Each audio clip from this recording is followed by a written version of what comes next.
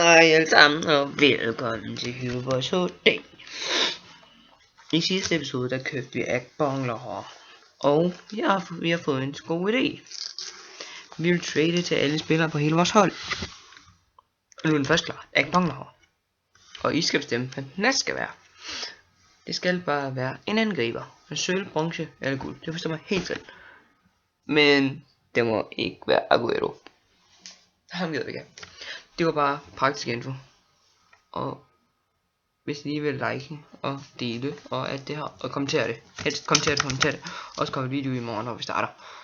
Og der kommer billeder, der kommer layout, og der kommer alt muligt på. Men det her, det var bare sådan hurtigt en, fordi jeg tænkte, vi kom lige i tanke om det. Drenge og piger, og vi alle sammen, der læser eller ser det. Vi kan rigtig godt lide alle sammen. Bare I bliver ved med at se vores videoer. Ha' en fortsat god søndag. Vi ses derude.